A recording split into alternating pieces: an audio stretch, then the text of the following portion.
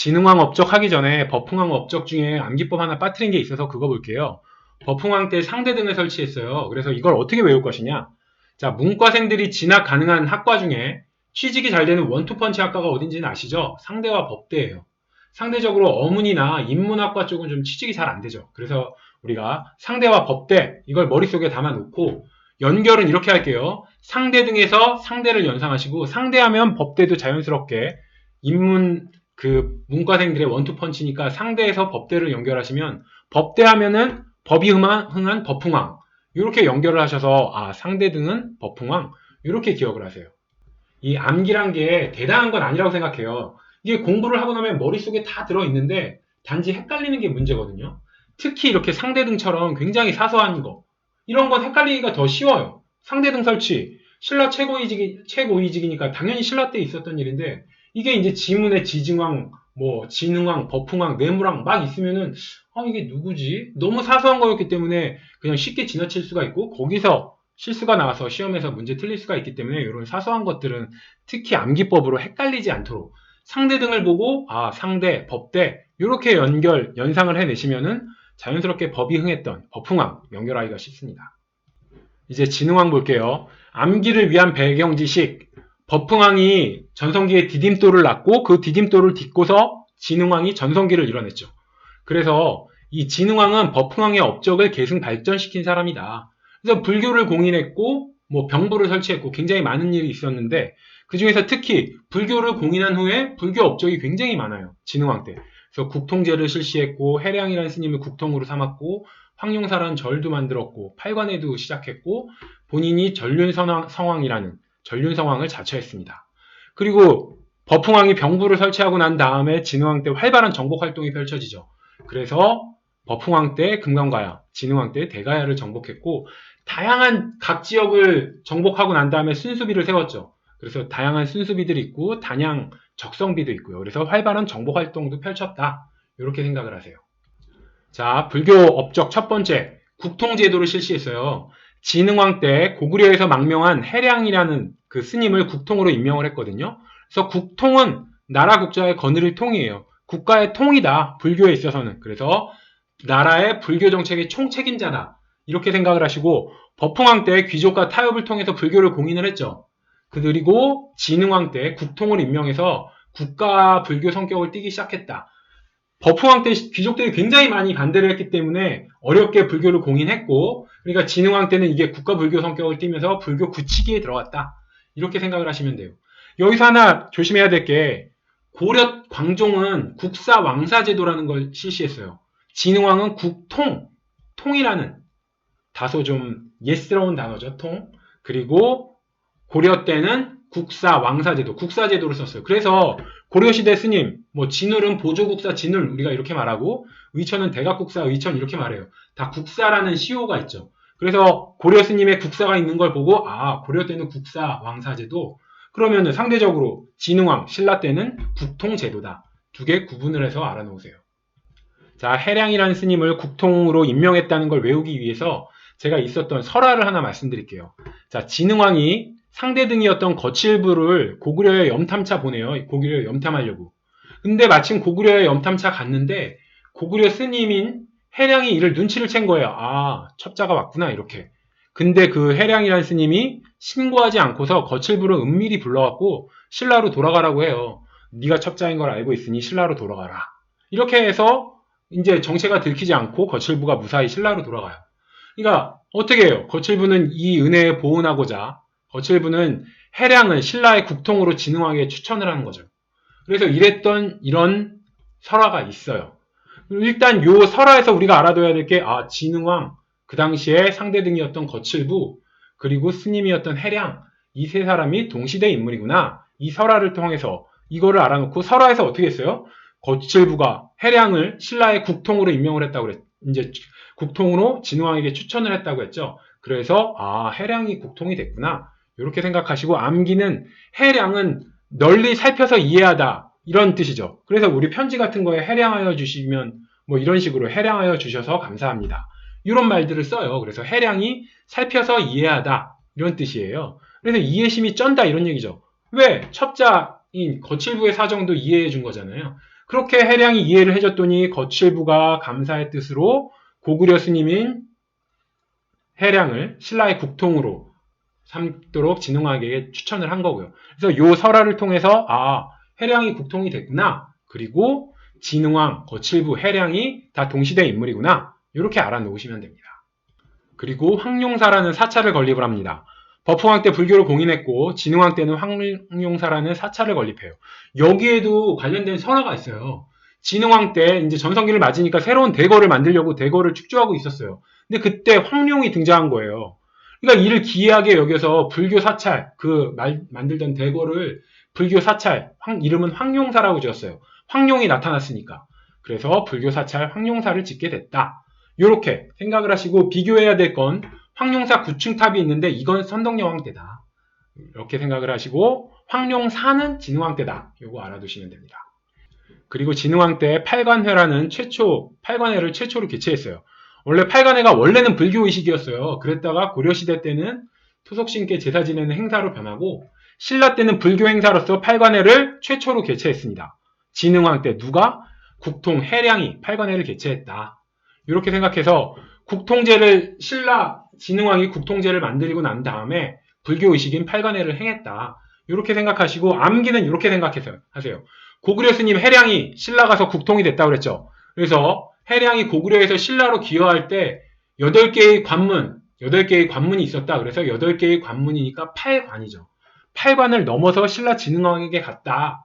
이렇게 생각을 하시면 고구려에서 신라까지 가는데 8개의 관문을 넘었다. 그게 바로 뭐예요? 8관이죠. 그래서 해량이 8개의 관문을 넘었으니까 해량이 팔관회를 개최했다. 언제 때? 진흥왕 때. 이렇게 생각해서 팔관회가 진흥왕 때 해량이라는 스님이 개최했다는 거를 해량이 고구려에서 신라 갈 때 8개의 관문을 넘었지. 이렇게 연상을 하셔서 8개 관문, 8관 이렇게 해서 팔관회, 해량은 팔관회 이렇게 외우세요. 그리고 진흥왕 때는 스스로 전륜성왕이라고 자처를 했어요. 이게 어떤 거친국사의 하나의 예가 되는데 거친국사는 뒤에서 다시 말씀드릴게요. 자, 전륜성왕, 통치의 수레바퀴를 굴려서 전 세계를 통일하는 왕이다. 이게 뭐냐? 그냥 간단하게 생각하면 불교에서 믿는 속세의 가장 이상적인 왕이에요. 그러니까 왕들이 종종 본인을 전륜성왕에 비유를 한 거예요. 가장 이상적인 왕이니까. 그래서 진흥왕도 본인을 전륜성왕에 자처를 했습니다. 그래서 이게 이제 이게 바퀴라는 얘기죠. 륜이 바퀴륜. 그래서 통치의 수레바퀴를 굴려서 전 세계를 통일하는 왕이다. 그래서 전륜성왕이 그냥 불교에서 말하는 이상적인 왕이다.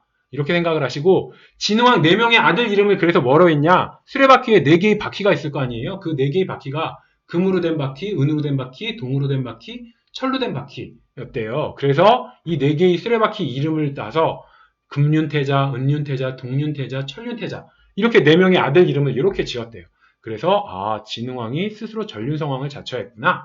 이렇게 생각을 하시고 거친국사랑은 좀 이따 제가 연결시켜서 해볼게요. 그래서 진흥왕의 불교 관련 키워드는 황룡사 그리고 국통제를 실시했고 해량을 국통으로 삼았다. 그리고 해량이 팔관회라는 걸 8개의 관문을 넘어서 신라로 넘어 귀화한 해량이 팔관회를 개최했다. 그리고 진흥왕은 전륜성왕을 자처했다. 이 정도 알아놓으시면 됩니다. 그리고 진흥왕 때 거칠부가 역사서 국사라는 걸 편찬을 했어요. 그래서 이거는 거친국사 이렇게 외우자고요. 그래서 이 삼국시대 옛날 때는 거친국사가 진짜 흥했다. 거친국사 진흥 이렇게 외우세요. 거친국사 진흥 해서 거칠부가 국사라는 역사책을 썼다. 원래 전성기 때 역사책을 많이 쓰는데 그래서 백제도 근초고왕이 흥한 얘기를 쓴 고흥이 일어서기에 석이라는 역사책을 썼고 신라의 전성기인 진흥왕 때 거칠부가 국사를 썼습니다. 아까 전에 제가 거칠부 상대 등인 거칠부를 고구려로 첩자로 보냈다. 이런 설화 이야기했죠. 그 설화에서 알아둘 게 진흥왕, 해량, 거칠부가 동시대 인물이다. 이렇게 말씀드렸죠. 그래서 그 동시대 인물인 거칠부가 국사를 썼다. 그래서 그거를 외우기 위해서는 거친 국사가 진짜 흥한다. 이게 무슨 얘기냐. 이 고대는 지배자를 굉장히 신화적으로 표현을 해요. 그래서 과장된 이야기가 굉장히 많아요. 뭐 알에서 태어났다는 둥, 물고기를 타고 바다를 건넜다는 둥, 이게 굉장히 좀 과장된 이야기, 신화적인 표현이죠. 이게 역사 편찬의 목적이 지배자를 우상화하는 게 옛날 때는 역사 편찬의 하나의 목적이었거든요. 그래서 이런 식으로 굉장히 지배자를 신화적으로 표현한 이런 걸 굉장히 거친 국사라고 할 수 있죠. 사실의 바탕을 돋기보다는 좀 약간 지배자를 우상화하는 이런 걸 거친 국사다. 이렇게 말을 해요. 그래서 옛날 때는 거친 국사가 진짜 흥했다. 이렇게 생각을 하시면 됩니다. 그래서 아까 전에 진흥왕이 스스로를 전륜성왕이라고 자처했잖아요. 이것도 어떻게 보면 본인을 불교의 가장 이상적인 왕으로 통치의 수레바퀴를 굴리는 불교의 이상적인 왕으로 자처했으니까 이것도 하나의 거친 국사, 지배자를 굉장히 신격화시키는 하나의 거친 국사의 얘기겠죠. 그래서 거친 국사 진흥 이렇게 생각하시고 거친 국사에서 아 진흥왕이 맞아 전륜성왕을 자처했지 이것도 하나의 거친 국사야. 이렇게 생각하면서 거친 국사 진흥 하면은 거칠부가 국사라는 책을 진흥왕 때 썼다. 이렇게 생각을 하시면 됩니다.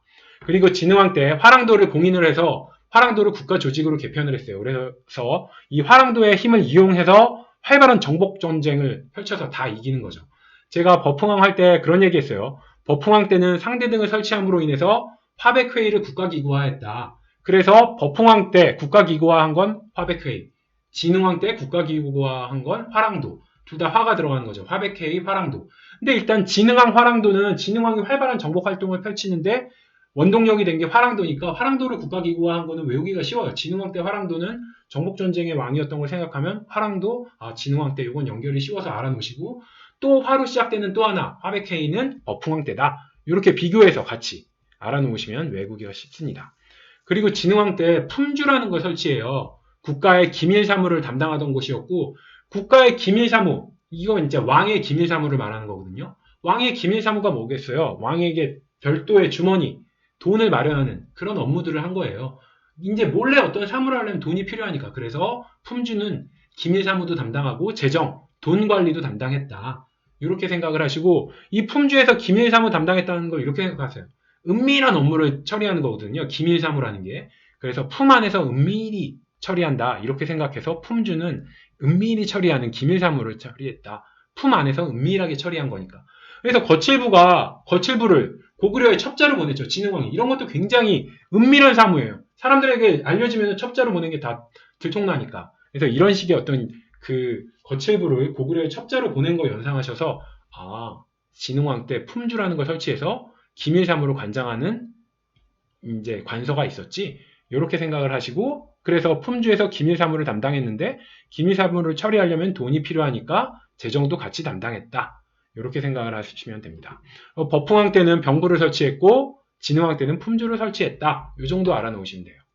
그리고 제가 말씀드렸어요. 불교식 왕명을 사용하는 버풍왕 때부터 진덕여왕 때까지 이때는 모든 왕들이 다 연호를 사용했다고 그랬죠. 그래서 버풍왕 때는 첫 번째 연호를 사용한 왕이고 그래서 처음이라는 의미를 가진 건원이라는 연호를 버풍왕 때 사용했고 진흥왕 때는 개국, 나라를 열어서 대창, 크게 번창했어요. 크게 번창했으니까 어떤 다스림이 필요해요? 넓은 홍, 홍이 긴간할 때의 홍자예요. 넓은 홍에 제는 다스릴 제자예요. 그래서 크게 다스린다. 홍제는. 그래서 진흥왕 때 한강유역, 한강 하류를 점령하면서 중국과 직교역을 하게 되죠. 중국과 직교역을 하면서 나라를 개방했다. 이렇게 생각하세요. 중국에게 나라를 개방했다. 중국과 교역을 하면서. 그러니까 개국이 되겠죠. 진흥왕 때 한강 하류 차지해서 중국과 직접 다이렉트로 교역을 했으니까 그건 나라를 연 거지 중국에게. 그러니까 개국이란 연어를 진흥왕 때 썼구나. 나라를 여니까 어떻게 돼요? 굉장히 나라가 번창하죠. 그래서 진흥왕 때 크게 번창했구나. 크게 번창하니까 어떤 다스림이 필요해요? 큰 다스림이 필요하죠. 그게 넓은 홍자에 다스릴 제자예요. 그래서 홍제, 큰 다스림이 필요했구나. 그래서 진흥왕 때 연호는 나라를 열어서 크게 번창했고 그러다 보니 큰 다스림이 필요했다. 개국, 대창, 홍제 요 세 개의 연호도 같이 알아놓으시면 됩니다. 그리고 백제 성왕과 나제 동맹을 체결했습니다. 그래서 한강 유역을 회복했고요. 상류는 신라가, 원래 하류는 백제가 차지했죠. 근데 하류가 서해바다와 만나는 곳이죠. 강이 끝나는 부분이 하류니까. 그래서 서해바다와 가까운 서해바다를 차지해야 중국과 다이렉트로 교역을 할 수 있잖아요. 그래서 진흥왕이 중국과 직교역이 가능한 하류를 탐냈고 결국은 하류를 점령했어요. 그러면서 나제 동맹이 깨졌고 그래서 백제 성왕과 관산성에서 한판 싸움을 벌였는데 여기서 성왕이 죽게 됩니다. 그래서 한강 유역을 차지하고 북한산비를 건립하게 되는 게 555년이다. 이렇게 생각을 하세요. 그리고 진흥왕 때 순수비도 있고 단양 적성비도 있고 활발한 정복 활동을 나타내는 대표적인 게 순수비와 단양 적성비죠. 그래서 요 비석 건립은 이게 정복 활동과 연관된 건데 이거는 순수비랑은 따로 구분해서 보겠습니다.